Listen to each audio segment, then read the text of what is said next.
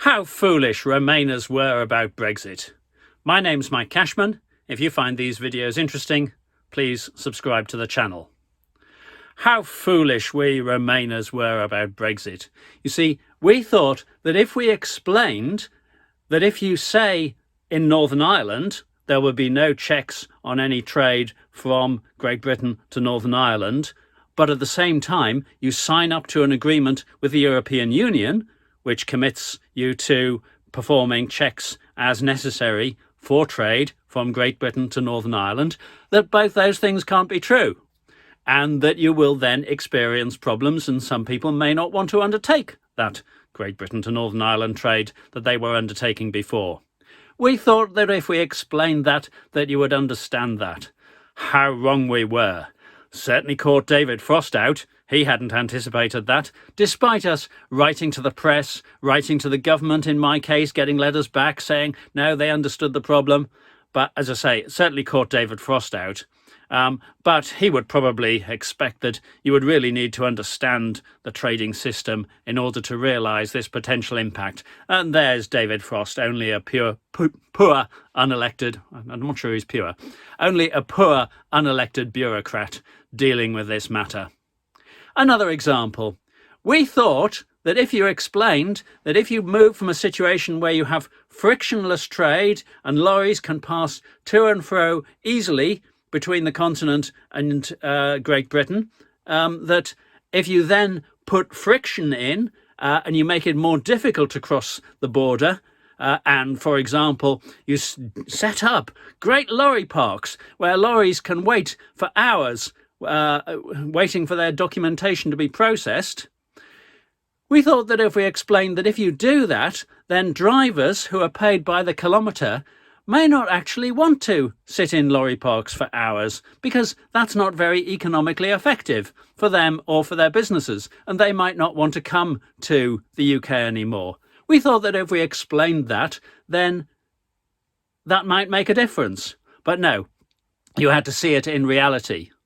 The effect on the health service, on agricultural workers, on everything else. We thought that if we explained the importance of EU nationals being here, that their value would be recognised. We were wrong. And the supply chain effect on supermarket shelves, for example. You know, we thought that if we explained the effect of introducing friction on EU to UK trade, that people would be concerned about the effect on the food supply chain. How wrong we were. You needed to see the empty supermarket shelves. And actually, of course, those empty supermarket shelves have all been disproved by photos of full supermarket shelves.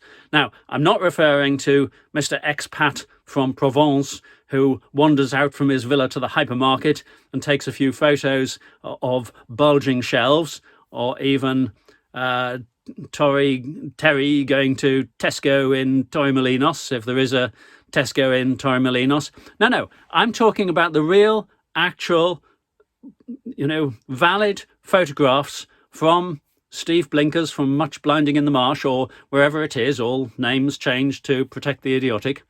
I'm talking about those photos where, Steve Blinkers has been down to his local Asda or wherever it is, photographed full shelves, and has published them. I'm with you there, Steve. And has then said, therefore, there are no food shortages in the UK. Sorry, Steve, that's the bit where I don't quite follow your logic.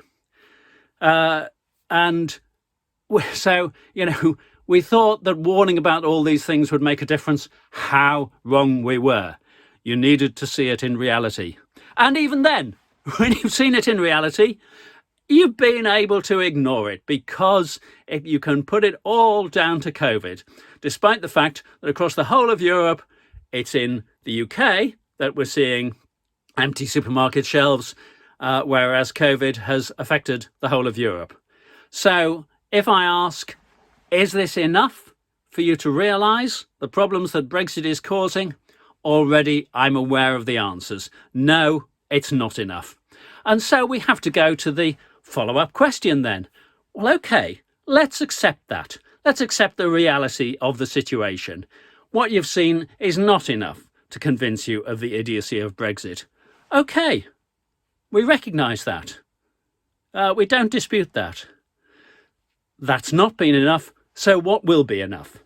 How much time do you need of the UK being a self-harming international laughingstock in order for you to realise the idiocy of Brexit and to realise that the solution to some of these problems is, perhaps in the first instance to rejoin the single market and the customs union, not the political institutions?